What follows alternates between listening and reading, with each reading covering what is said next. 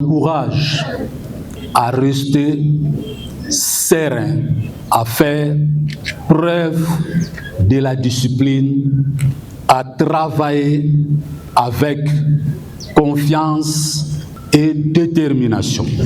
Par ce mot, je déclare lancer la session ordinaire de l'examen d'État et de jury national du cycle court, session 2026, dans la province éducationnelle du Congo central. Je vous souhaite bonne chance à tous. C'est par ces mots que le vice-gouverneur de province, Prosper Ntela Tambedila, a officiellement lancé les épreuves de la session ordinaire de l'examen d'État édition 2026 au centre Matadi 5 installé à l'Epelonde 1. Une cérémonie sobre mais riche en symboles, marquée notamment par l'exécution de l'hymne de la citoyenneté par les élèves finalistes des secondaires. Vêtus de leurs uniformes bleus et blancs, ces candidats affrontent durant 4 jours, du 22 au 25 juin, les différentes épreuves certificatives avec pour première étape la culture générale. Dans son mot de bienvenue, la directrice de la province éducationnelle Congo central 1, Marie-Salomé Boroto, a présenté les statistiques des participations des finalistes dans son ressort. S'agissant des épreuves qui commencent aujourd'hui, la province éducationnelle du Congo central 1 présente les tableaux suivants.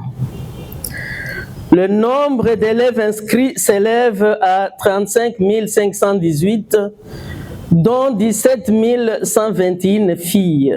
Mes remerciements s'adressent à son Excellence, Monsieur le gouverneur de la province du Congo central, Kwanga Maswangi Bilolo Grace, pour son accompagnement et son soutien qu'il accorde à notre sous-secteur de l'éducation. Elle a également rendu hommage au président de la République, Félix Antoine Tshisekedi Tshilombo, pour ses efforts en faveur de la paix et de la gratuité de l'enseignement des bases dans le secteur public. De son côté, l'inspecteur principal provincial du Congo central 1 a mis en avant les réformes engagées par la ministre d'État en charge de l'éducation nationale et de la nouvelle citoyenneté, Raissa Malou. Parmi les innovations figurent l'intégration de l'intelligence artificielle, la mise en place des centres de scannage des copies et la synchronisation des points scolaires dans le but d'accélérer la publication des résultats. Représentant le ministre provincial de l'Éducation, le ministre provincial de la Culture, Jean Malongo, a réaffirmé l'engagement du gouvernement provincial à promouvoir une éducation de qualité et des évaluations crédibles. La cérémonie s'est achevée par l'ouverture officielle de la malle contenant les items d'examen par le vice-gouverneur, suivi de la visite de plusieurs salles d'examen au centre Matadi 5 de l'Epelonde 1 et Matadi 11 du lycée Vuvukieto.